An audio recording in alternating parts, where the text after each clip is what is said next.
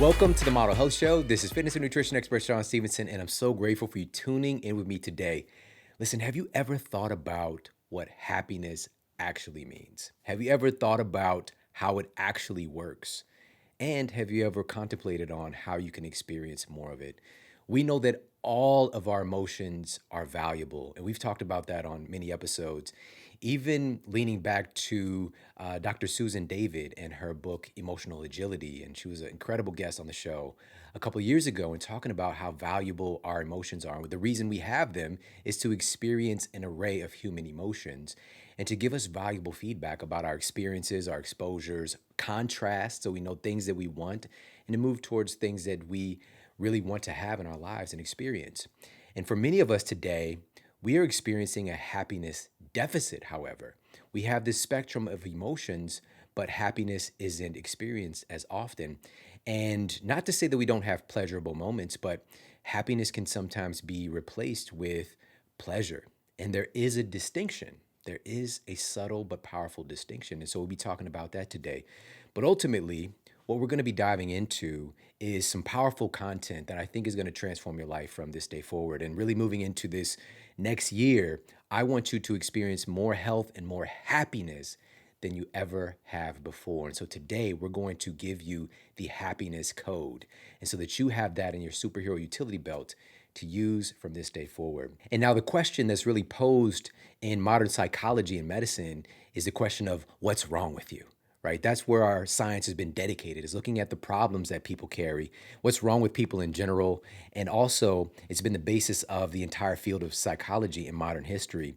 Yes, it's absolutely invaluable to be able to investigate and study the underlying causes of traumas and psychosis and mental illness, but it's also valuable to look at what actually makes people happy, what actually makes people successful. And often, despite negative experiences and exposures, all of us have incredible things about us, good things about us that are often overlooked, and they kind of fade into the background. And so instead of asking the question, what's wrong with you? Today, I want to pose the question that I want you to ask yourself is, what's right with you? So that we can focus more of our energy into that. And so again, I'm really pumped about this episode, and we're going to dive into a masterclass on the subject of happiness and positive psychology. And before we do that, I want to share with you something that really does bring me happiness, to actually be able to sit down with my wife in the mornings whenever we have the opportunity and just sit and sip on a cup of tea or a cup of coffee, but not just any kind of tea or coffee. All right, we don't play that. For me, we're utilizing organic sources and mushroom infused, so medicinal mushrooms infused into our coffees, teas, elixirs, things like that. And for me, that formula at Four Sigmatic that I actually had today, it also is organic coffee, but it also has lion's mane medicinal mushroom and chaga in there as well. And chaga is well noted in clinical research to be an immunomodulator. And so if your immune system is running too low, it helps to lift up and revitalize your immune system. However, some folks are experiencing autoimmunity, or their immune system is running too hot. And so it has the ability to bring the immune system down. Whereas kind of conventional medications push your body in one different direction or the other. It doesn't have the intelligence to kind of modulate and support your immune system. And so it's really like immune system training. And there is no other category of nutrients or medicine or foods that have that capacity like the kingdom of medicinal mushrooms. And also in that formula, as I mentioned, is lion's mane. Lion's mane is clinically proven to be neuroprotective. The University of Malaya found that lion's mane is actually being utilized now and has an effective capability to help to improve the function of brains that have actually experienced traumatic brain injuries, right? So that's what it's being utilized for today. But listen to this. This was a new study that was published in Pharmacology, Biochemistry, and Behavior, uncovered that lion's mane appears to have significant effects in reducing symptoms of depression as well, right? So it's neuroprotective. It helps to support overall cognition and brain function, and much more is being studied on lion's mane right now. But I get this in my morning coffee, all right? People are not getting that with the Folgers in your cup. That's part of waking up. It's not that, all right? If you're onto the Four Sigmatic, it's a whole different level, whole different experience. So I love my Four Sigmatic with a little bit of healthy fat. So for you, that could be a little bit of coconut milk or almond milk, a little MCT oil, grass-fed butter, ghee, coconut oil, whatever you're into. And maybe a little bit of a sweetener if you like. Of course, a low glycemic sweetener like stevia, maybe some flavored stevia drops, monk fruit, that kind of stuff. But for me, it's an experience. And today I had a little bit of cinnamon that I threw in there as well, and it's just such a great, pleasurable thing. Plus, you get all of those cognitive and immune system benefits and overall health benefits. So, highly recommend you check them out. It's foursigmatic.com/model. You get 15% off everything they carry, whether it's the mushroom coffee. They also have mushroom elixirs. So, it's more of a tea that has just chaga, or if you want the lion's mane by itself, or cordyceps, right? Or reishi, they have those for you as well. Or if you want to do it in a hot chocolate, right? You're into the chocolat, you can get yourself some mushroom infused hot chocolates as well. So pop over there, check them out. Four Sigmatic, that's foursigmatic.com/model, 15% off everything they carry. And now let's get to the Apple Podcast Review of the Week. Another 5-star review titled Quality Content Every Episode by Tim Morgan 1300. This is the first podcast that I've wanted to tune into every episode. I get so much value from listening to Shawn and every guest he brings on. I learn something new every episode. He sheds light and brings fresh perspective to a vast variety of health and wellness topics. Awesome. Thank you so much for sharing that review over on Apple Podcasts. It really is highlighting what I'm devoted to here with the show. And again, thank you so much for just sharing your heart and leaving that review. And if you've yet to do so, please pop over to Apple Podcasts and leave a review for the show. I appreciate it so very much. And listen, if you're watching this on YouTube, if you're here in the studio with me, make sure to leave a comment below the video and let me know what you thought about this episode. All right, I appreciate it so much. And on that note, let's get to our topic of the day. So today we're talking about the science of happiness and really diving in and looking at this new field. Well, it's been around for a while, but now it's becoming more well known, of positive psychology. And what positive psychology is, just to start off with a definition, is a scientific study of human flourishing and an applied approach to optimal functioning. It's also been defined as a study of the strengths and virtues that enable individuals, communities, and organizations to thrive. Now, there is, in fact, a science to happiness, but science has also demonstrated that happiness is genetic as well. And to an interesting extent, this is true. Listen to this. There was a study published in the Journal of Neuroscience that uncovered that test subjects with a higher presence of longer alleles of the 5-HTT-LPR gene, which is a serotonin transporter gene, self-reported higher levels of life satisfaction. And this is what the researchers summarized as happiness was life satisfaction. The study authors did note this is not the happiness gene, however. There are other genes at play, like the MAOA gene. And sometimes scientists will kind of put the letters in these genes together, even though they kind of signify something else, but it's the Maoa gene, not to be mistaken with Moana, all right, who's Polynesian princess superhero, all right, but the MAOA gene. And so they also noted that the environment, and this is what's important, so we do have genes associated with happiness, but listen to this. They also noted that the environment and personal choices can have major influences on the expression of your genes related to happiness. All right. So just because we have these genes, which we all have them, they can be expressed in a myriad of ways, depending on our lifestyle choices and our experiences. So that's really something to keep in your back pocket. And so what they concluded was that about 50% of our life satisfaction is due to our genetics. All right. Or what they define as happiness. That's a big chunk. While they found that 40% of happiness is attributed to intentional activities that we partake in our own lives. And again, just those things influence that other 50%. So I want that to be clear. And they found that the other 10% is attributed to external events. All right, so that's kind of the formula. It's this 50-40-10 ratio that we have for our own happiness. And it leads back to our genes. And these genes, again, are involved with some biochemistry that we'll come back to and talk about in a moment. But to just summarize things, I think it's important to understand that our genes do have an influence here, but our genes do not control our happiness, nor do they control our destiny. Our lifestyle choices, our exposures, our environment, our experiences all help to color and help to determine whether or not genes get expressed and how they get expressed, because genes can have hundreds, if not thousands, of different potential expressions. And when we're talking about that, we're talking about how they're printing out copies, new cells, our DNA, the roles that our DNA is playing, and how all of that affects this cascade of hormone production, neurotransmitters that create the experience for us of having happiness or something else. And so, and just a little side note, the researchers define happiness as life satisfaction, essentially, but I think we can all agree that those are not exactly the same thing. And so I just want to note that as well. Now, intentional happiness has grown with the evolution of the human brain. Now, we've talked about this many times on the show. We have essentially three brains that have kind of evolved on top of one another. And we began with a very primitive, reflexive brain that's housed in our brainstem. And when I say reflexive, that means it's reactionary. That means it's not about plotting things out and planning. It's just built on survival, and it's built on managing threats, right? When the earth itself was a very volatile, extraordinarily dangerous place. And from there, we've developed the limbic brain, the limbic system. And this is bringing into play different parts of the brain that are more connected to emotion, connection, feeling, right? But it's still really driven by pleasure and by danger, right? But now it's more evolved.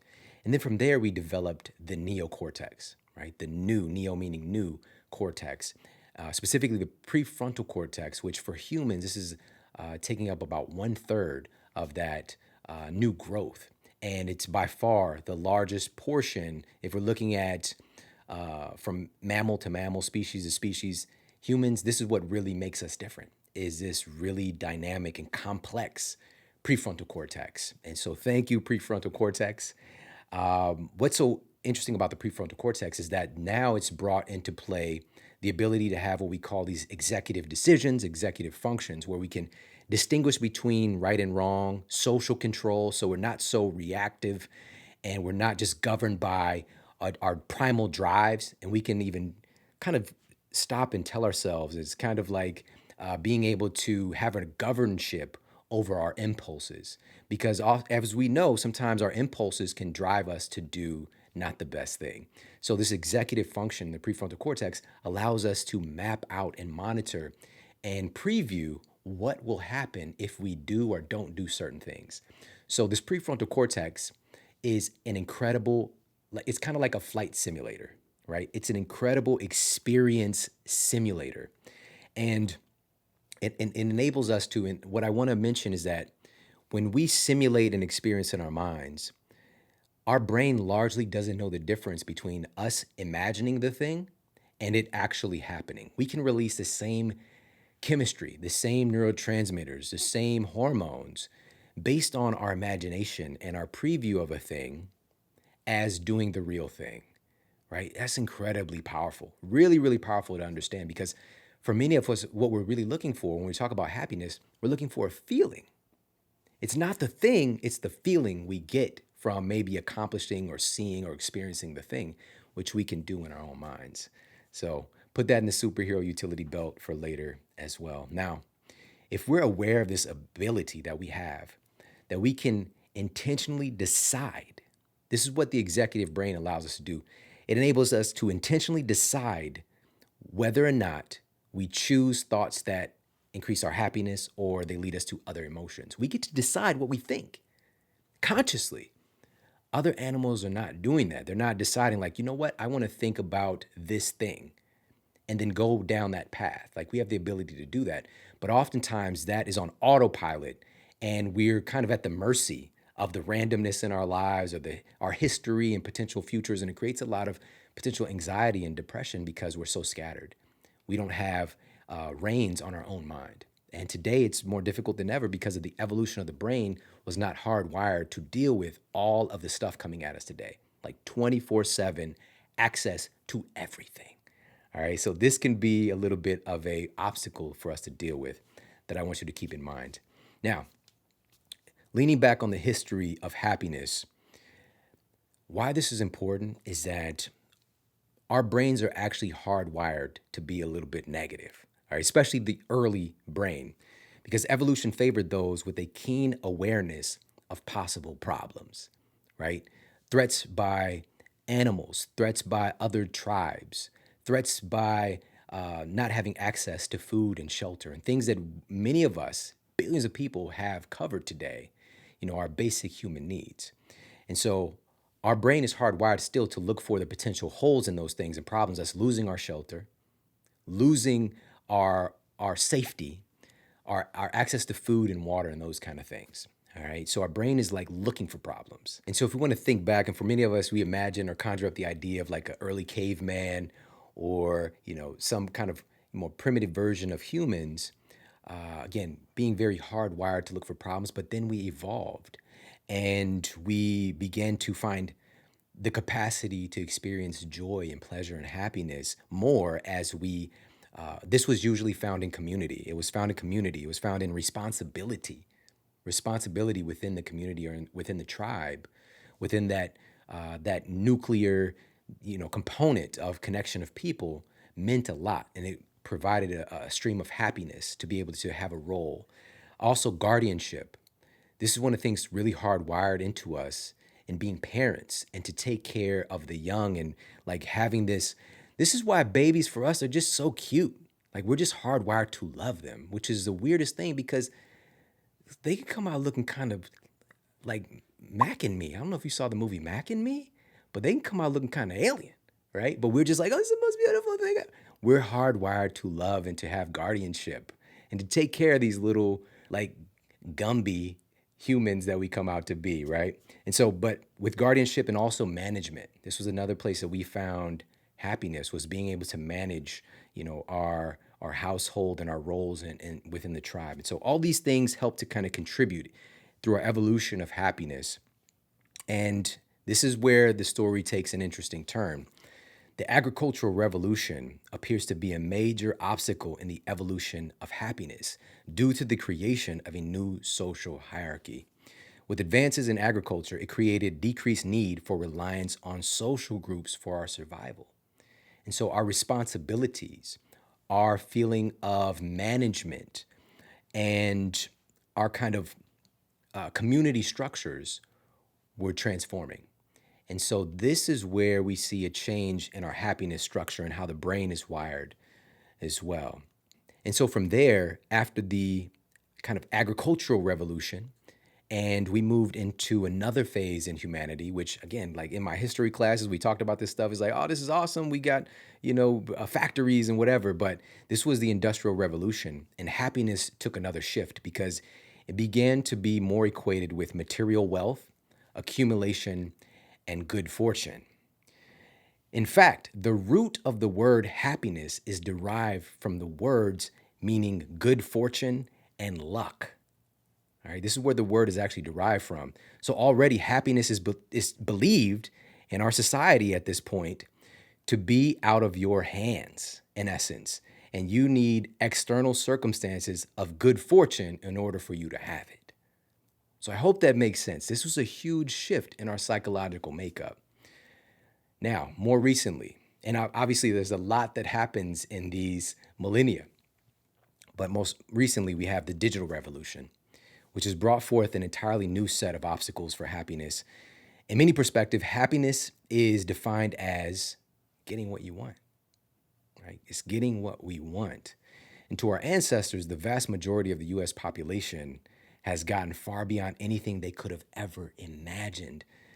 We're living like kings and queens. We're like royalty. Even if we're living in poverty here in this country, having access to food and shelter and television and entertainment and our iPhones and all these different things, it would be like a dream. It would be like a dream. However, though many of our wants and needs are met today, our greater connection that we have thanks to the digital revolution enables us to see what hundreds, thousands, or even millions of other people are doing, what they have, what they're experiencing, and to see their apparent happiness. And so it creates a lot of borrowed desires. It creates a lot of not enoughness. And experiencing on a daily basis for many of us feelings of envy and discontent and not enough and lack of gratitude for what we do have because we see what others have. And kind of natural, the hardwiring of the brain is to see that and to compare ourselves. And so I just want to give us this little brief history. There's so much more to it, but I really want to get into some of these actionable items today.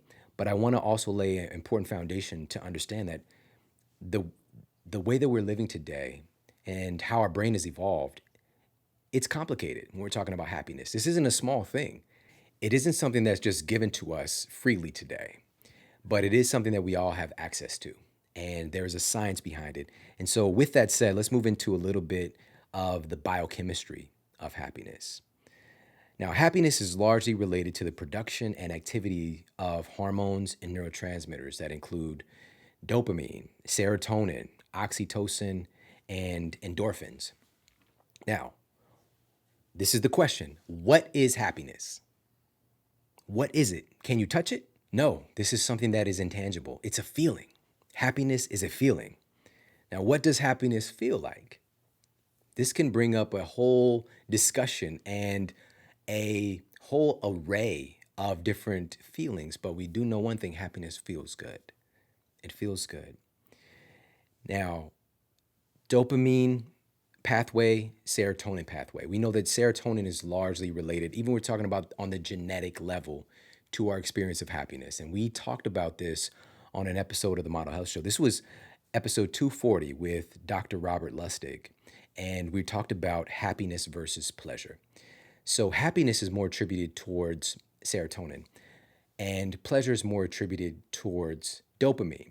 We need both. Both are important and they intermingle, but there are pathways in our brain and in our physiology that lead to one or the other. And so dopamine, really, it's not necessarily specifically pleasure. It's a seeking, it's a drive towards wanting, towards seeking and finding pleasure. That's really what dopamine does in our bodies. And dopamine is more temporary. It's more reactionary, right? When we think about dopamine, we're talking about potential issues with addiction, with wanting these quick fixes to lift us up. And many of the most powerful narcotics in the world, like cocaine and heroin, are operating, influencing this dopamine pathway, right? And so I want us to be aware of that. Again, it's not that it's bad. I'm not talking about the drugs, but dopamine is not bad. We need dopamine. It enables us to seek and to progress and to try to take ourselves to another level, right? But serotonin is about more tied to contentment, peace, more long-lasting feelings of joy. And this can be attributed to an incredible amount of things, can help us to boost our production and utilization of serotonin. And so that's what we're going to be talking about today. But there's going to be many pieces that we've layered on as we've gone through the Model Health Show that I'm going to refer back to for you today to do a masterclass. We've done a masterclass on those subjects. And so there's going to be many episodes that we're going to refer back to. And those are masterclasses on those particular subjects, but we're bringing them all together here in this episode for you today. So that's episode 240. We'll have that for you in the show notes. Happiness versus pleasure with Dr. Robert Lustig. And so with that said, now we're going to transition into the things that create the activity of more of that feel-good chemistry in your body. The health-affirming type of those feelings and not the kind of health detracting or the addictive types, right? So these are things that create more of what we will refer to as true happiness, stable happiness, and not addiction per se. And so next we're going to look at the core components of happiness. Now, without these 4 components I'm going to share with you, it's going to be incredibly difficult to achieve happiness, if not next to impossible to achieve happiness. So here are the 4 core components of happiness. And keep in mind, these are in addition to having our survival needs met. Even if we're looking at Maslow's hierarchy of needs, all the way back with that, there are levels of things that we need to have addressed before we get into community and connection and self-actualization, all right? We have to have those things met, so I'm just giving that as a given. And again, we've been building on these 4 elements in recent episodes, masterclass episodes of the Model Health Show. So we're not going to go too in depth on them so we can get to the practical application of them all here. And so, number one here on these core components of happiness, number one is significance. Significance. In order for us to feel long lasting happiness, we have to feel like we matter. We have to feel like we are enough. We have to feel like we hold significance in the world. And this was highlighted in the episode we just did recently with Marissa Peer, largely considered the top psychotherapist in the world. So that's episode 387. So we have to have this component met in some form or fashion in our lives. And we're going to talk about how do we do that today as well. So number one, in the core components of happiness, we have to feel significance. Number two, we have to feel like we're a part of a community. We have to have community. We have to have access and communication and connection within a community. And this was highlighted in a recent episode we did. This was episode 384 with Drew Purohit, talking about the science of connection and friendship and community. So definitely listen to that episode. It is a core ingredient in happiness. We have to have this base covered. Basically 4 bases that we're trying to round here. We're trying to hit that grand salami. All right. So significance, community. Number 3, purpose. We have to have purpose. We have to have meaning in our lives and a feeling that we are here for a reason and we're moving towards something. And episode 380 took a deep dive looking at the connection between your purpose in life, your health, and your overall success. And so, again, you can refer back to that, but we have to have this component: significance, community, purpose. And finally, the other 4 corners or 4 bases that we're trying to round here in order to hit that happiness home run is number 4, we have to have structure. We absolutely have to have structure. And this leans back to episode 385 with Steve Weatherford. We got so much going on in our world today. People are telling us that we need to do all these different things, and there's so much drawing our attention. We have to have structure and strategy to maneuver our way through and to define and create and write our own lives in the way that we want. And the environment has a huge influence on our structure and our experience of happiness and connection. For example, this time of year when this is being recorded and released, it's the holiday season, all right?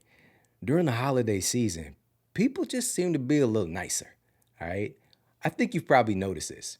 But my thing is, like, why can't we just do this every day, right? Why is it this time of year that elicits more kindness and thoughtfulness and, people just waving people on in traffic, just being nicer?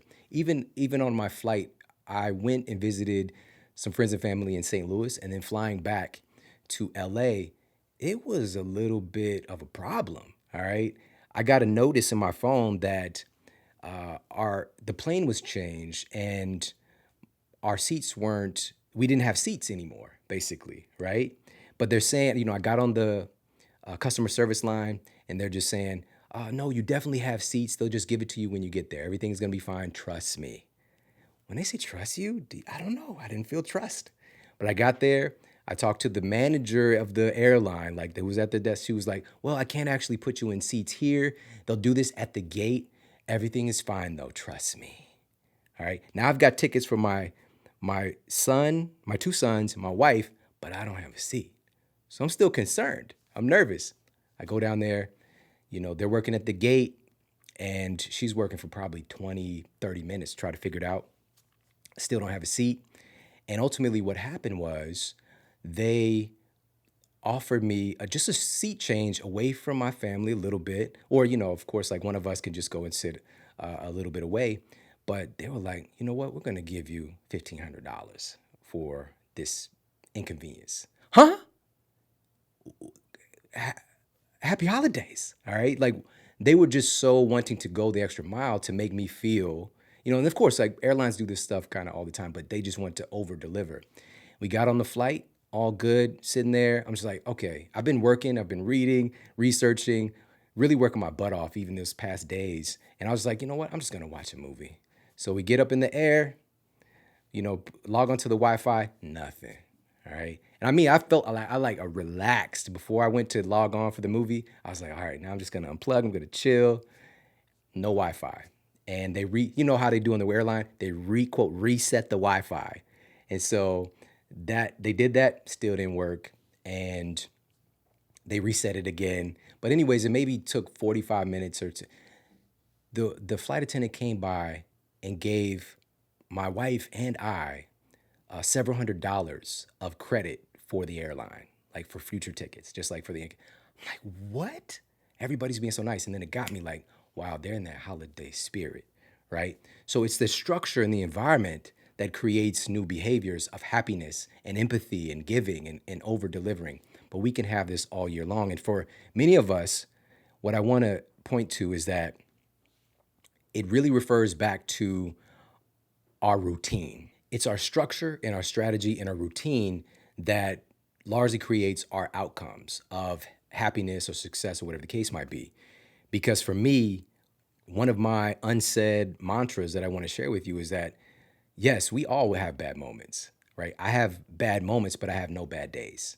All right. I can have some bad moments, but I don't have any bad days because I'm leaning on my routine to keep my mind right and to keep me in the state that I want to be in. Things are going to come up, but that routine weighs heavy in my perspective and my results. And so one of those things for me that I lean on is, working out. This is a cornerstone in my structure and my strategy that keeps me in a state that I want to be in physically and mentally that is always there for me. I have access to, it might not be the routine that I want. Things can even come up and interrupt my objective of working out a certain way.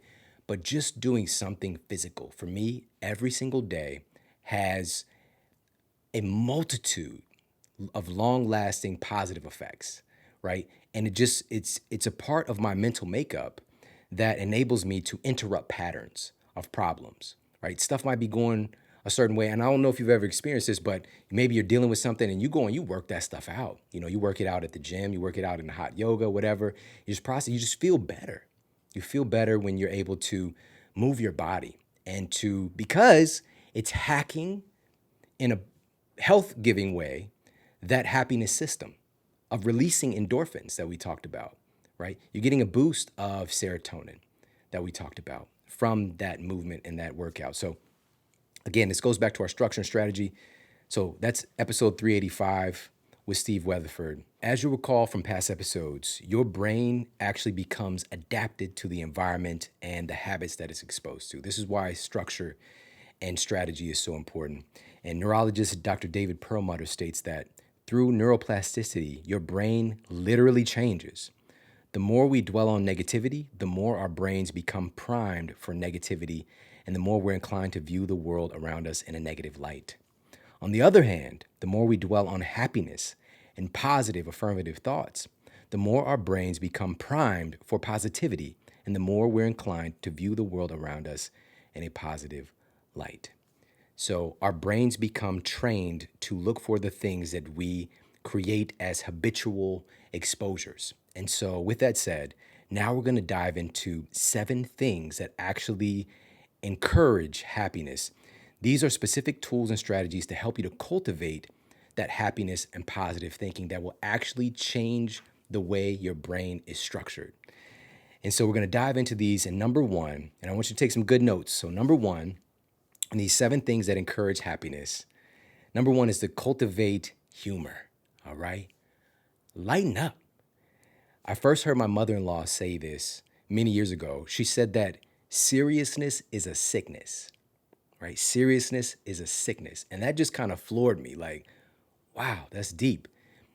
Little did she realize, speaking to my very analytical brain, I was just thinking about how our thoughts create the chemistry in our bodies and what we experience. And I was just like, you are so right. When there's so much opportunity to see the good in life and the funny things and the happiness around me, but there's equal amount of opportunity to look at all the negative and the things that I lack and so on and so forth. So cultivating humor is a huge leverage point in actually changing the structure of your brain.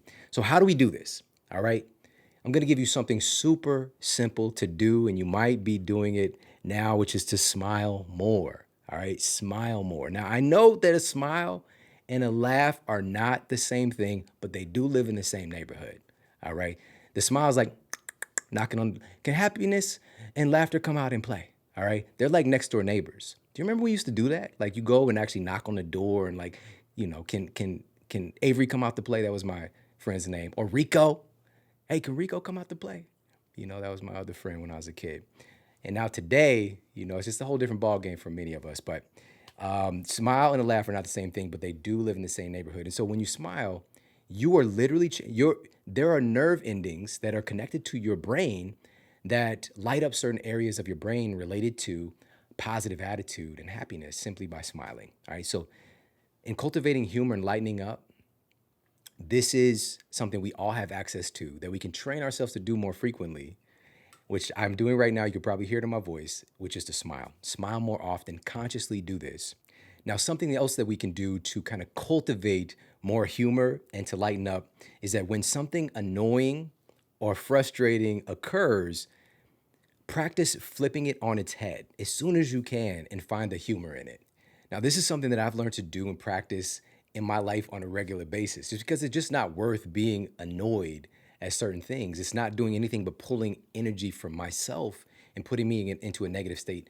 And 99.999% of the time, nobody else around me in the circumstances even cares or is thinking about how I'm feeling. And so the story that I shared on a past episode a couple weeks ago is something that really annoyed me at first. And it's from moving to Los Angeles and the gyms that I would go to, just people having this, it seemed like a deficiency or some kind of just like mental barrier in putting the weights away. Like re-rack your weights.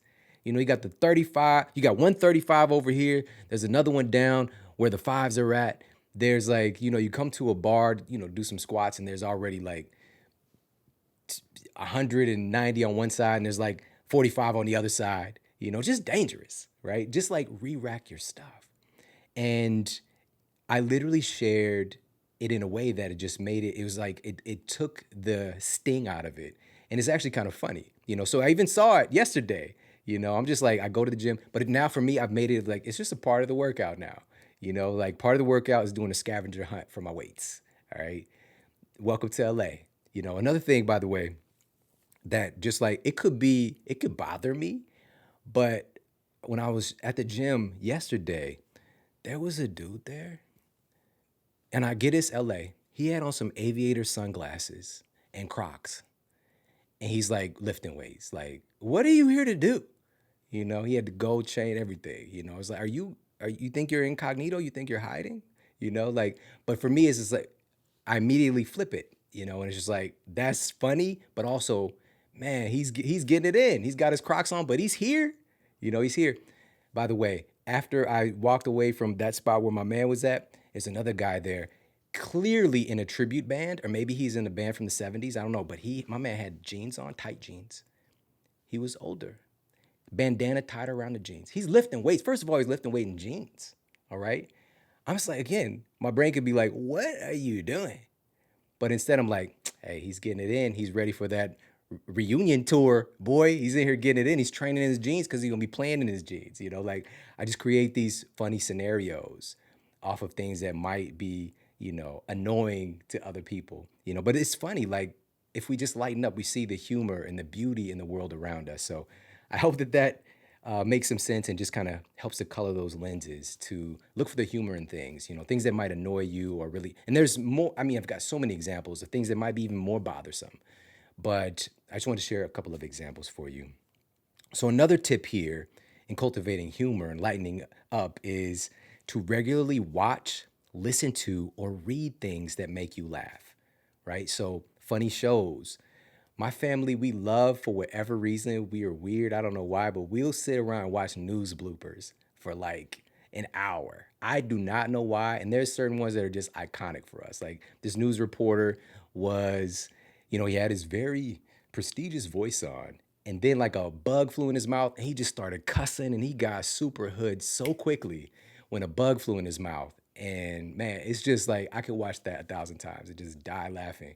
And, it's just something that we do, so whether it's, little videos like that, even books that are written by funny people, one of my favorite books in that kind of space, like a comedian wrote it, is Jim Gaffigan's book, Food, a Love Story.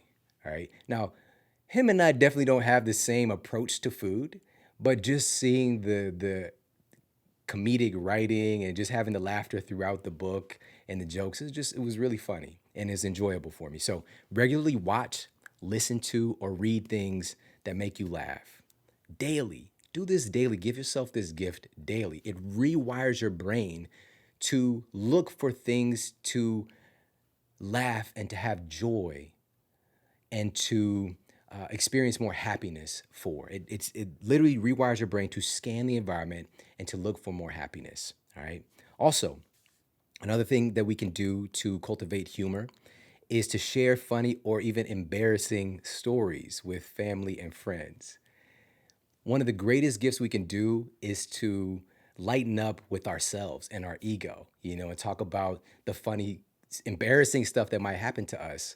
Like when I was in eighth grade, for example, we went on a field trip to Babbler State Park, which is this huge, massive state park in Missouri, right? So it's a field trip, got the bag lunch. Man, come on. I had the sandwich, I had the chips, everything, the juice box. I'm straight, I'm ready, right? Now, even in eighth grade or seventh grade, like the juice box is still like a thing, right? So I know it's a Capri Sun. So I had my lunch waiting for. I couldn't wait to get to lunch, right?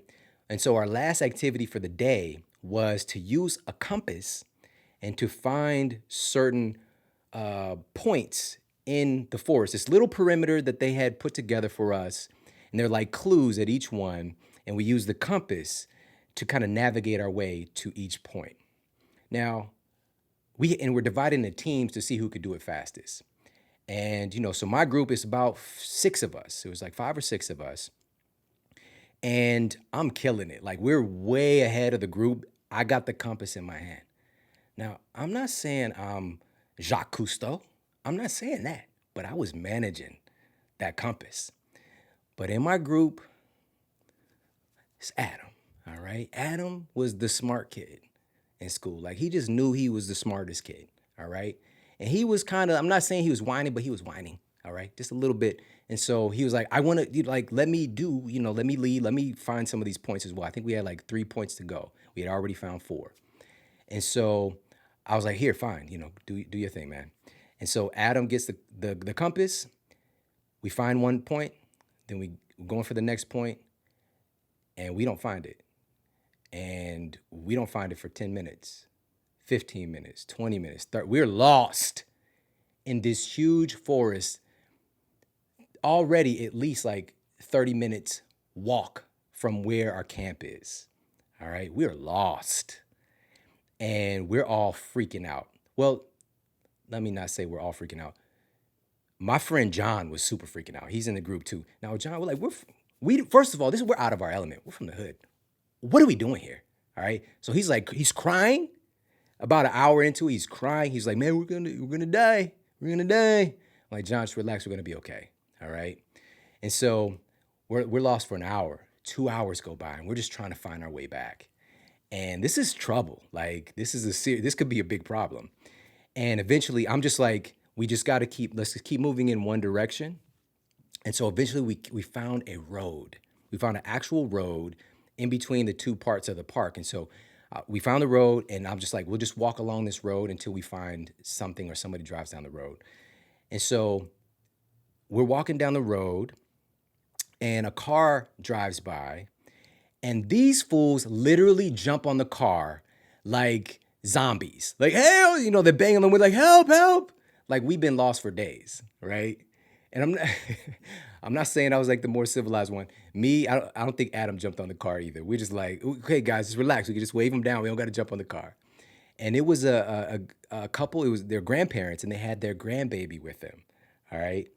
And so we told them the situation, and they was like, okay, we know where the whatever headquarters is, and we'll drop you off there. So our 5 people piled into this car with this couple, and they were so nice, and they dropped us off at this center. And so, but here, the embarrassing part hasn't come yet. All right. So we get there, get notice to the camp counselors in the school that they found us. So they send somebody to come pick us up. We're all waiting. We're exhausted. I wanted my lunch. I just wanted to get to my lunch. That's all I'm thinking about. It's like, I got my sandwich. I got the, I did the special, like my mom put the, she put the mustard in a little baggie so I could like squeeze it like a, cake frosting, right? So it's not gonna make my bread mushy, right? So I'm just like, man, I can't wait to have my sandwich. So we're all sitting on park bench, a picnic table, and little do we know we're under a tree, and ticks are just jumping all up into our clothes. They're just jumping all up into us, all right, all up into our crevices, all right. I had no idea. No, not I didn't. None of us until we got home, and I'm just like, I think I was, maybe going pee, but I was like, what the? And I'm freaking out. Right? There's a tick on my junk. All right, and so I'm like, I'm yelling to my mom, whatever, and now I'm in eighth grade. I'm in an awkward stage, and now my mom is like pulling ticks off of my junk. All right. And she's just like, oh, calm down. Just I'm like, mom, I'm trying to like hold it and move it away from her certain ways, just like just to get the part. Oh, it was so mortifying for me, And we all, got back to school. We all kind of had this experience of having these ticks and needing, to get assistance for somebody to help get them off of us.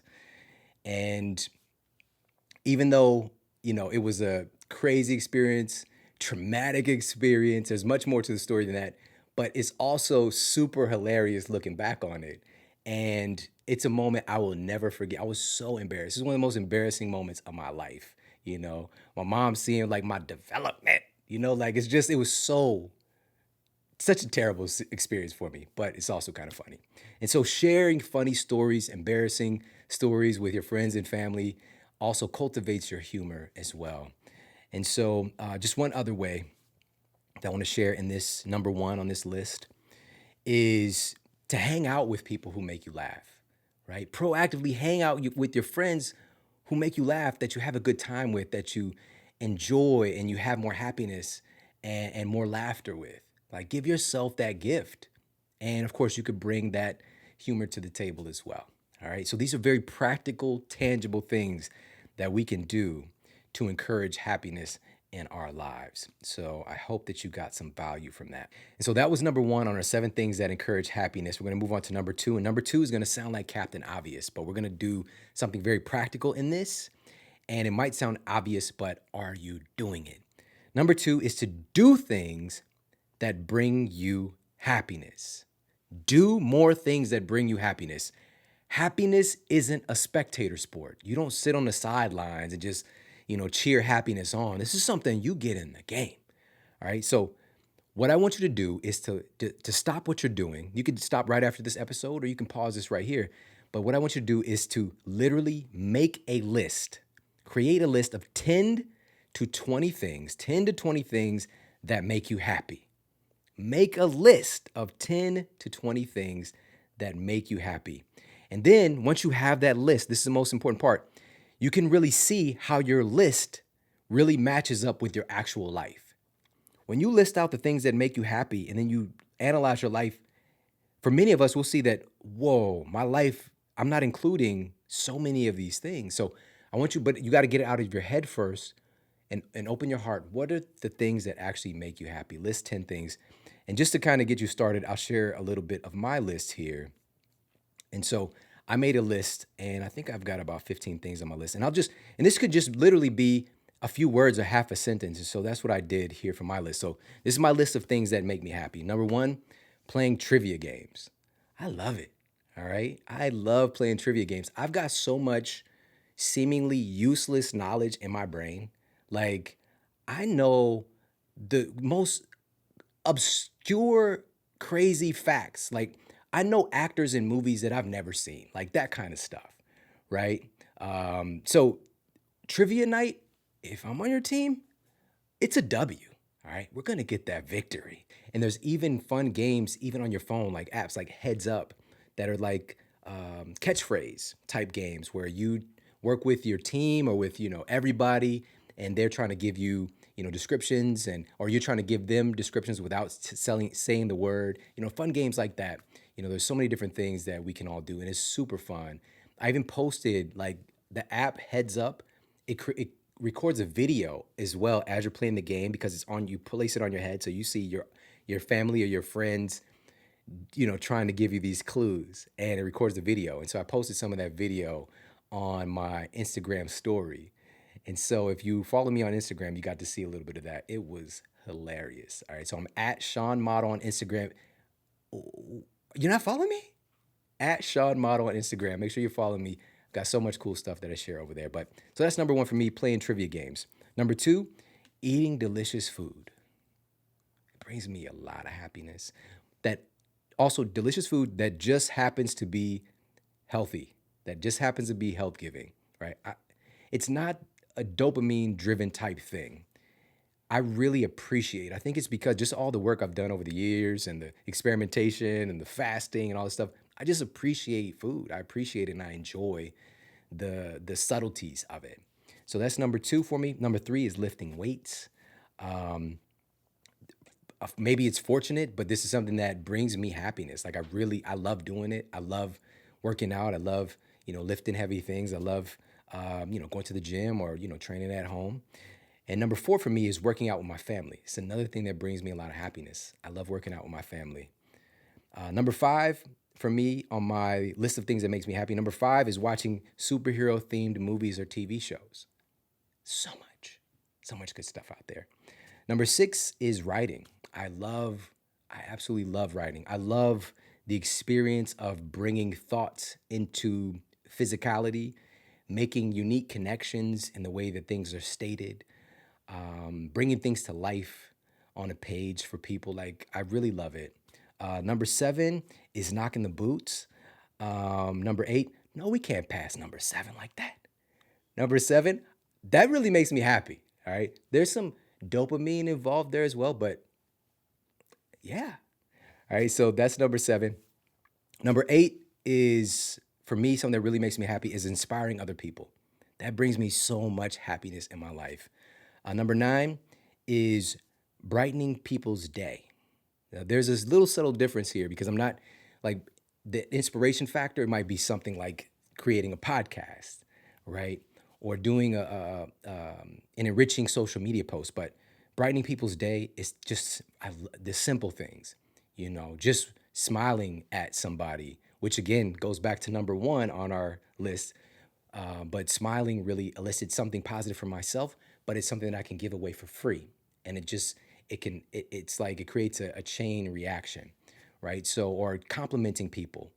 I really look for, everybody is beautiful. Like everybody has some unique feature or, style thing or something, but and I love it when I see it. I compliment people all the time. Some stuff is super weird, right? For real. But my mind, the way that it works, even when I share the story about the guy working out in the aviators and the Crocs, I just thought he was like a different level kind of cool. Like, he's like over there doing his tricep extensions. Like, I'm just imagining how it feels in those Crocs in the gym. He got his Air Crocs on. Forget Air Jordans. You know what I mean? But I just find ways that I can compliment people, let them, if it's somebody has a new bag that just looks beautiful or cute or nice. Like I was just like, and it lights people up so much. You know how it feels when somebody compliments you and you put thought into the outfit you're wearing or, the purse that you got. Maybe you were working like for a long time to get that, that Louis V, you know what I'm saying? And so when somebody acknowledges you for that, or, maybe it's your haircut or whatever the case might be, or a quality or just being kind, right? That really makes me happy. When we're going through the line, the grocery store, and I, don't just not act like I don't see the person. I see them, the person at the register, I see them, I speak to them, and, that kind of stuff makes me happy. So that's number 9 on my list. Number 10 is playing competitive sports. Love it. I love it. I love whether it's like basketball, ultimate frisbee, ping pong, whatever, pool.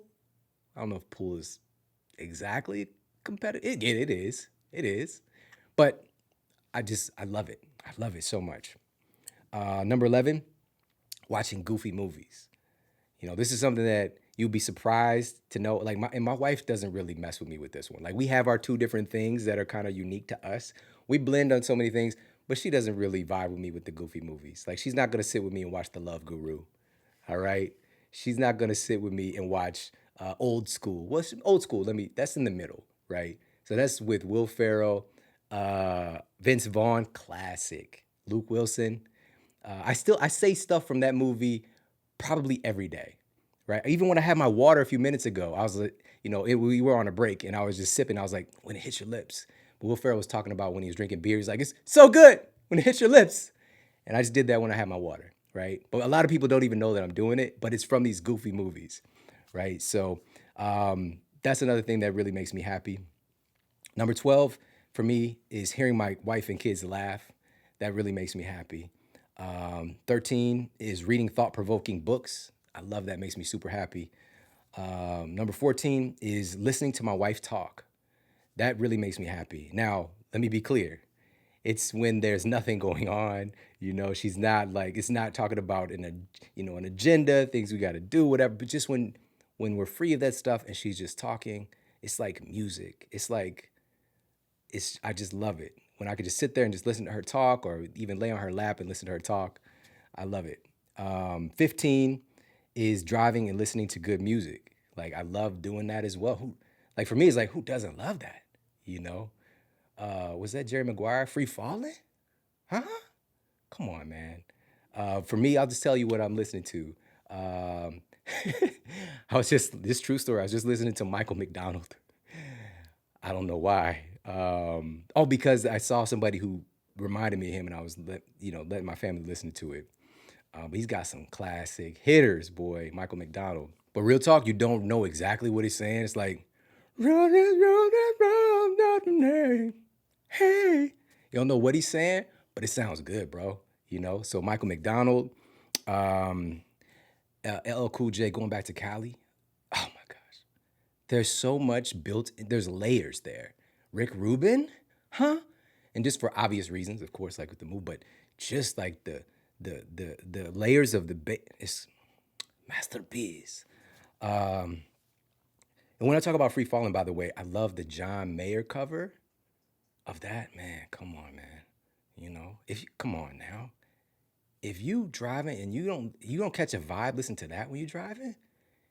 Where's your soul? Huh? No, real talk. Check it out if you haven't. Who else am I into? Drake is just. I saw this little graphic and showing over the past like 60 or 70 years, like the highest selling artist, and Drake's just been killing it for a long time now. So you got to give him respect. He's got a new one with Ricky Rose, Rick Ross. Whenever I think of Rick Ross, again, I tie something funny. He's like, huh? I just do that in my mind every time. Huh? So they got us all Money in the Grave. That's a jam. Sabrina Claudio is popping for me right now. But anyway, so just drive and listen to good music. All right. So do the things that make you happy. If you're feeling a vibe with that, if nobody else feels it, do that for yourself. Do it for yourself. All right. My sons are very diverse in their music. Like, obviously, I've got this diversity of music with me, like people would never expect. I'm talking about my love for country music several times on the show, ranging from that to hip hop to like some classical stuff. But my kids have this diverse thing, but there's gonna be stuff I don't like. Like my son Jordan, like he might be getting ready for college in the morning. He's listening to Tupac, but then he's playing like some other artists that's just like, what is that? Whatever that song is, like, how is that good? But this is the thing. It doesn't matter if I'm into it as long as he's catching the vibe and feeling good from it. That's what it's all about.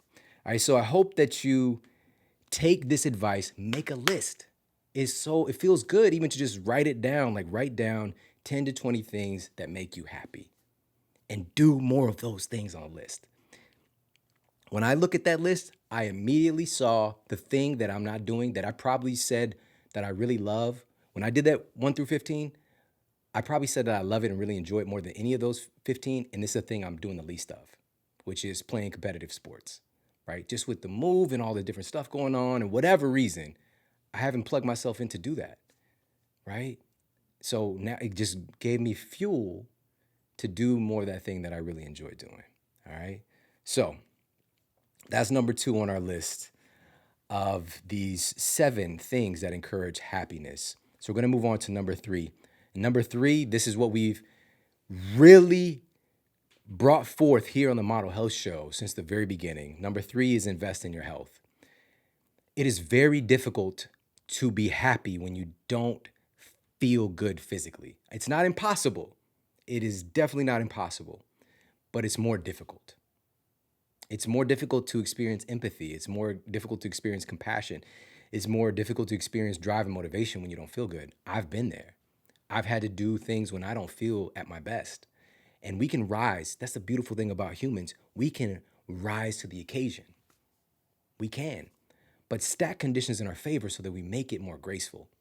And so invest in your health. Take care of your sleep hygiene, your nutrition, your exercise and movement practices, right? The core things that we talk about here on the show. And part of me, as I mentioned earlier, is the training, physical activity. It's a part of my routine that gives me a very dynamic cornerstone that I can always rely on to help to get my mind right, right? And so the crazy thing, and I know many of you have experienced this, and some people might be like, I want to get there, but I definitely don't have that experience. But once you start employing a regular exercise routine in your life and you don't do it, like you stop doing it for a while, maybe it's 5 days, a week, whatever, you start not feeling like yourself. Like you kind of have a healthier withdrawal. It's not something that's debilitating like it would be with like narcotics, but it's just like, I don't feel right. Like I'm missing my movement, my exercise. Like your body, your brain starts to literally transform to expect and to crave that movement. And so just even with all the stuff going on and the travel, when I hit the gym yesterday, and I actually worked for a little bit first, but it's still the early part of the morning. And something that I utilize whenever I know, like, just to give me that little bit extra if I'm training and I've been fasting, maybe I might have a little bit of coffee or whatever early in the day. But if it's been a little while, what I utilize is the total strength and performance formula from Onnit. And the reason I do is that it's actually been clinically proven to work, a double-blind placebo-controlled study. And this was conducted at Florida State University. And so the study participants utilizing total strength and performance pre-workout. Now, this is number one, this is not synthetic. So this is based on earth-grown nutrients in this formula. But here's what happened when they utilized this in a 4-week study. The test participants utilizing total strength plus performance significantly increased improvement in their 1 rep max for squat, bench press, and deadlift combined total weight compared to those taking a placebo. It actually works. Now also, again, 4 weeks of training with total strength plus performance added an average of 6 kilograms, or that's 13.7 pounds, to 1 rep bench press max. Huh? That's 14 pounds. What? Like, that is so remarkable.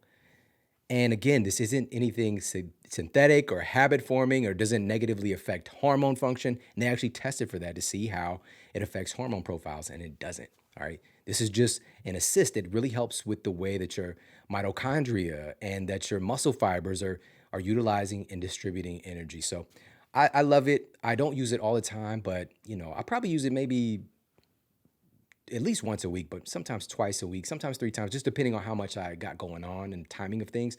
But if you're looking for a good pre-workout that is clinically proven to be effective and without all these crazy synthetic ingredients, definitely check out Total Strength Plus Performance from Onnit. You get 10% off anything that Onnit carries. I'm a huge fan of Onnit.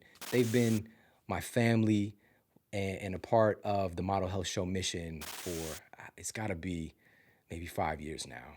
I love those guys so much. So you get 10% off everything they carry. Go to onnit.com/model. That's onnit.com/model. That's onnit.com/model for 10% off everything they carry. And so again, referring back to number 3 here, invest in your health. This is a cornerstone of happiness. And so we're going to move on to number 4 on our list of 7 things that encourage happiness. And number 4 is, this one is really, really powerful. Number 4 is to dwell on past happiness. Dwell on past happiness, or AKA I call this giving yourself a happy history lesson. So what do I mean by this? Well, we tend to spend a lot of time talking about seemingly negative past events and experiences that help to shape who we are. One of the most negative things in my life was losing my health and being diagnosed with this so-called incurable spinal condition when I was 20 years old. It's devastating. It was a terrible experience, but it brought forth so much opportunity and positive change in my life. Those are the things we tend to focus on. Some people don't get out of those negative circumstances. Some people do. But what we don't talk enough about are the positive, happy experiences that help to shape who we are. We don't tend to give a lot of credence to these positive events that really helped, in our history, that helped to make us who we are as human beings. And so what I want you to do and want to encourage you to do is to literally take the positive memories and stories from your past and write them down. You can write them down, record them on video. You can do a live stream and share the story or the experience, a positive, happy, joyful thing in your life. Do a positive history analysis in your life and use these so that you can be able to refer back to the good things about you that help to shape who you are. So I'll share a couple of examples just to color this for you a little bit. And these were things that I was able to pull things from. These weren't just happy moments. These were things I was able to pull things from. And hopefully these can encourage you to and bring you more happiness today as well. So one of those situations was I lived with my grandmother from kindergarten to second grade, and it was an incredible experience. Very safe, consistent environment. But some weekends I would go and stay with my mother, and she lived at the time in not the best neighborhood. It'd be what could be considered a bad neighborhood, a dangerous neighborhood. There wasn't really even a bedroom per se. There was like a space where the bed can be, and that's where my mother and my stepfather slept. And my little brother, he was really a baby at the time. He's maybe like 2 years old, 1 or 2. We would sleep on the floor. We would sleep on a pallet. And there's like mice running by. There's bugs, roaches. And so it's a very different, like I had my own bed at my grandma's house, very comfortable environment. She tucked me in at night. Now it's just like, go to lay on the floor, right? And so this might look from the outside like, man, that's just like some really trying conditions. But during that time, when I would stay over there, my mom worked at Magic Market, which is sort of like 7-Eleven. And she worked the overnight shift. And so when I would get up in the morning, when I was there, she would always bring me a pack of baseball cards home from work that had the bubble gum in it, right? And I was just so happy. I was excited when, to get up, and I would wait for her to get there so I can get that pack of baseball cards. And it was like such a light in my life. And I literally kept a lot of those baseball cards until maybe like a year ago, all right? When the wrath of my wife, with her like declutter, you know what I'm saying? She just like, these got to go, all right? It might have been thousands of dollars, all right, in that back. I mean, I still have some of them though. I kind of like I knew had some value, but anyway, so I just kept these forever, like those baseball cards, and it was like a bright spot. It was a happy thing, and that even despite the negative circumstances, negative experiences that I've had with my mother, like I've shared stories about, her, when I'm just in preschool, like making me go fight and having the back of my head cracked open, like, but I do know that she did love me. And that's such a bright spot. It makes me feel good thinking about it, that I was special enough. I was special enough for her to remember to bring me a pack of baseball cards every time when she came home from work when I stayed over there. All right, so that's one story in my history. And so again, looking at your history of happiness, things that shape you. So guess what I do today? I do things to make my kids feel special and that they matter and that they're significant and that they're important. I got that from there. Another story, in 8th grade, well, really, it was beginning in 5th grade. So I went from a city school, right, in the inner city, to, in 5th grade, I was placed into the desegregation program, the deseg program. And we're now being bussed out to the, quote, good schools. And, it's a different culture. It's basically a predominantly black neighborhood to a predominantly white neighborhood. And there's going to be obstacles there just in and of itself. And maybe there's going to be people who don't necessarily like the way that things are going or the people there, whatever the case might be. but something really profound happened to me that changed my life and has affected me to this day. And eighth grade, so this is middle school, and we had a writing assignment to basically create a book of poetry and different types of poetry, like haikus and like tankas and like free form poetry, whatever. But I did my free form poem that I wrote. My teacher, Miss Blackmore, published it in the school paper. All right, it was only one person's poems.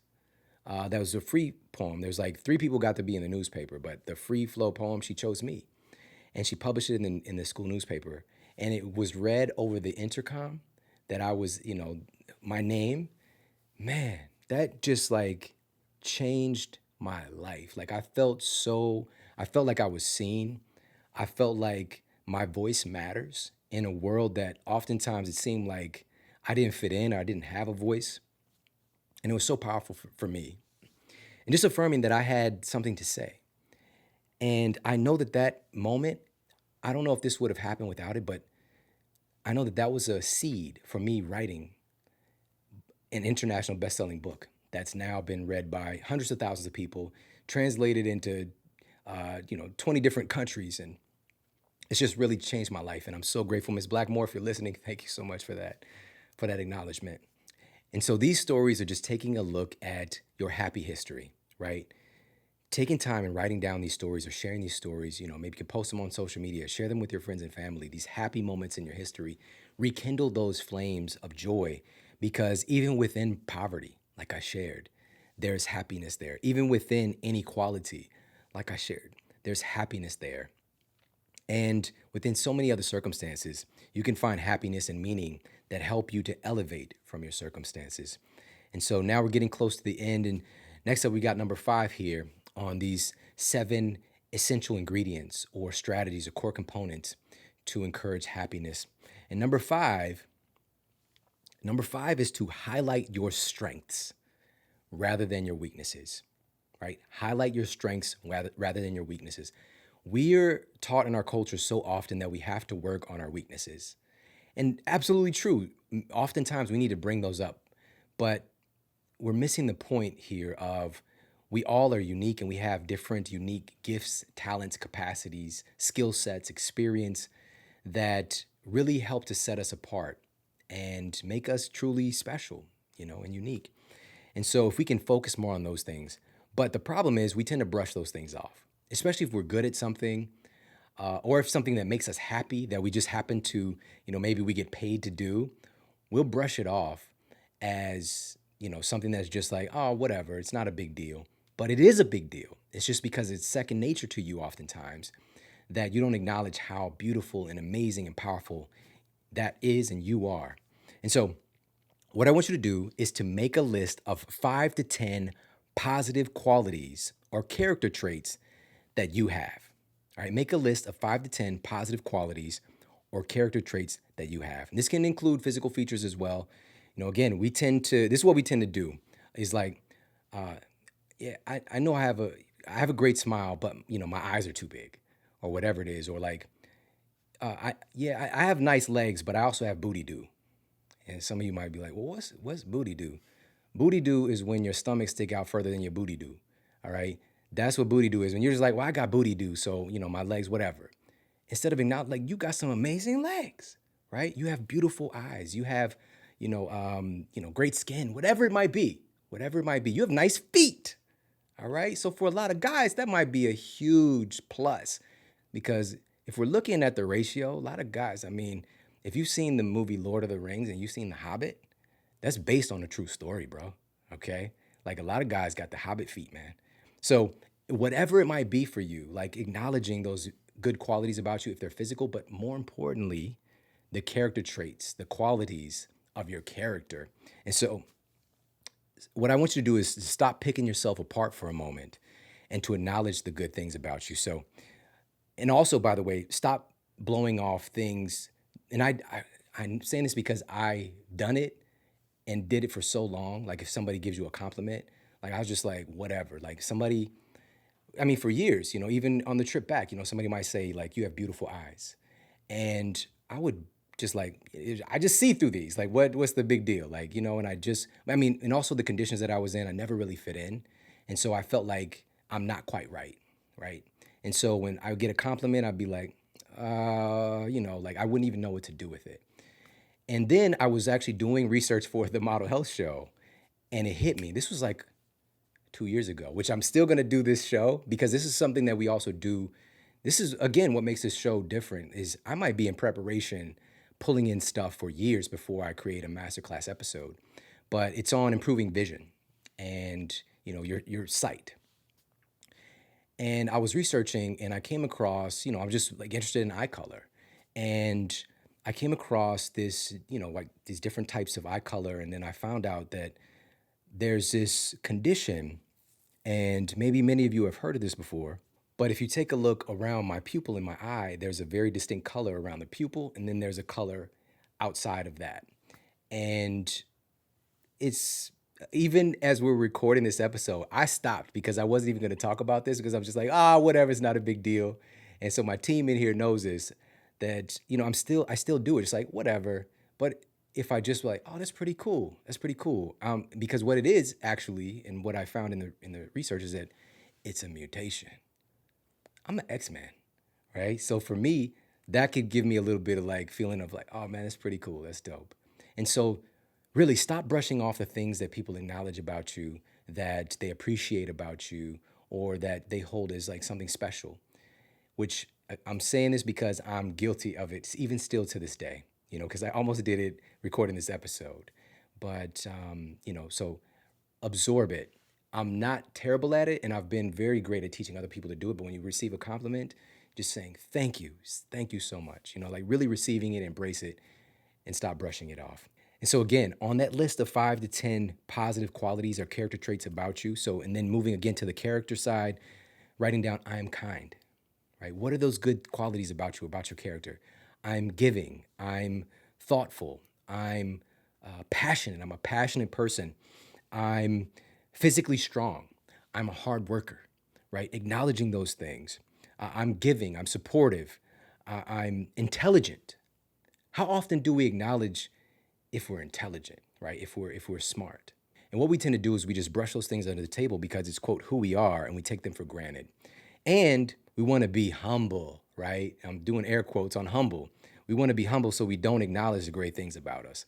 First of all, if you have to say that you're humble, you're probably not humble. Be humble. Bitch. Sit down. Now, being humble does not mean not acknowledging your good qualities. That's not what being humble is. We can acknowledge our uniqueness and the good qualities that we have and be a humble human being. It just means you're not propping them up as a belief that it makes you better than other people. That's what it is. All right. So embrace your uniqueness. Embrace the cool things about you, your character, your physical body. It's you. You are a gift. You are unique. There has never been before or never will be after you somebody like you, right? Dr. Seuss, nobody can be youer than you. So it's embracing that, right? That's what all of life that has evolved to this point would expect you to do, because you have the opportunity and the gift of being here right now. Why would you belittle yourself and not acknowledge your greatness? All right, so that's number 5 on our list here. We're about to close this thing out, so I hope you guys are getting a lot of joy and inspiration and value out of this. So we're going to move on to number 6 on our list here. And this is a list of 7 things that encourage happiness. And number 6 is to practice gratitude. We've talked about gratitude on the show, and we've done a masterclass episode on the science of gratitude. But just a couple of key points here. The practice of gratitude has been clinically proven to reduce stress hormones in our bodies and increase happiness-related hormones. We literally are changing the chemical cascade in our body, shifting towards happiness when we have a gratitude practice, right? Maybe it's journaling each day, writing down 3 things you're grateful for to start the day or maybe to end the day, but having a gratitude practice. Professor of psychology at UC Davis, Robert A. Emmons, believes gratitude works because it allows individuals to celebrate the present and be an active participant in their own lives. By valuing and appreciating friends and family, oneself, situations, and circumstances, it focuses the mind on what an individual already has rather than something that's absent and is needed, right? So it reminds you of how fortunate we are. Again, if our ancestors could see us now, They were like, oh man, you made it. You made it. All right. So it's refocusing on the things that we do have. And what's so funny is that what you appreciate appreciates. And we tend to get more of that because your brain is rewiring itself to find more things to be grateful for. All right. So as episode 320, The Science of Gratitude, check that out if you happen to miss it. Number 7, our final one here on 7 specific strategies that encourage happiness. Number 7 is to change your language. Change your language. Change the way that you speak to yourself and out to other people. We talked about this in a dynamic way with Marissa Peer on that recent episode, but just in the context of happiness, just think about your response, for example, in day-to-day interactions when people ask something like, how are you? And you know those people, or maybe you've done it like, I'm just getting by. I'm just getting by. Or you're like, somebody say, hey, how you doing? You're like, maintaining. What?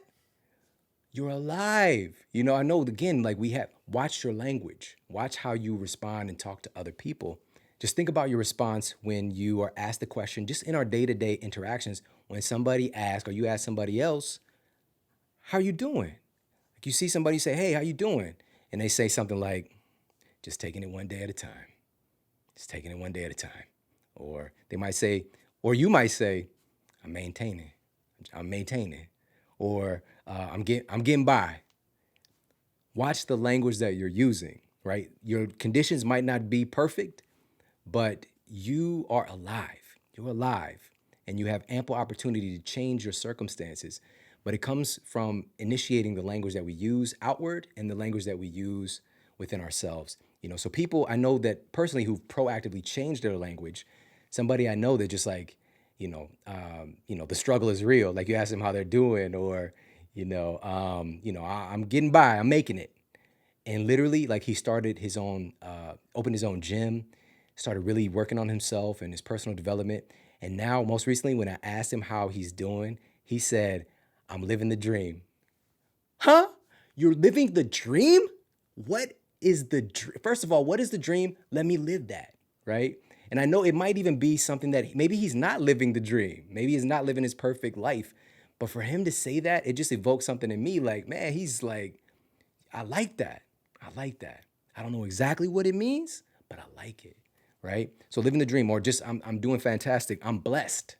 I'm blessed, right? I'm blessed. Or just, of course, the standard, I'm doing good or I'm great, but really paying attention to the words that you're using. And in that moment, you can conjure up some gratitude of the thing that you're actually doing great about. Now, again, it's not always going to be the case, and I'm not telling you to falsify the data if you're not doing great, but watching the language so you don't get into a habitual pattern of ignoring your greatness. And so with that said, monitoring your mind in of itself and easing up on the complaining, right? That language of complaining, again, you're programming your brain to look for more things to complain about. So consciously, if you see yourself complaining or gossiping or talking negatively about yourself or other people, catch yourself. Awareness starts the process and ease up on that a bit. And compliment more often. So critiquing and complaining, the cure for that is complimenting. It's the actual cure for that. So complimenting, whether it's to the person, like I said, outwardly doing, or it's even just within your own mind, and complimenting people. Oh, they have incredible, they have such beautiful hair, or oh my goodness, I love their sunglasses, or I love how they are with their kids. That's beautiful, right? Or that person, their couple, right? Just complimenting more in your mind, if not outwardly to other people. It's a cure for complaining. All right. So, and you can be that for other people. You can be the light when you step into the room. And I hope that this brought a little bit more light and joy to your day. And you can actually come to a place where others can help to light up your world as well. And you can bring your light to our incredible community that we have. It's Model Nation. And it's a free place, but it's only if you love the Model Health Show. Not if you, it's cool, but if you love the Model Health Show, come on over to Model Nation. We got, I'm talking about just serotonin out the wazoo, all right? I don't think that's ever been said before, might not be said again, but serotonin out the wazoo, just because of the good energy and the love and the sharing and the support. You can get access, go to themodelhealthshow.com/Model Nation. All right, Model Nation together is one word, one entity, and get connected to our community. All right, it's popping over there. So pop over there, check it out. It's themodelhealthshow.com/Model Nation. And again, I hope that you got some value out of this episode. And if you did, please share it out with the people that you care about. Leave a comment below the video. Let me know what you thought of the episode and what one of your big takeaways was from this episode. And we've got some incredible stuff. We've been building on different pieces over the years that we're going to start putting together more powerful masterclasses to really help you to move forward as we go into this new year and far beyond, and creating the life and the happiness that you truly deserve to have. But it starts with us laying the foundation and taking advantage of these simple tools and putting them in play in our own lives.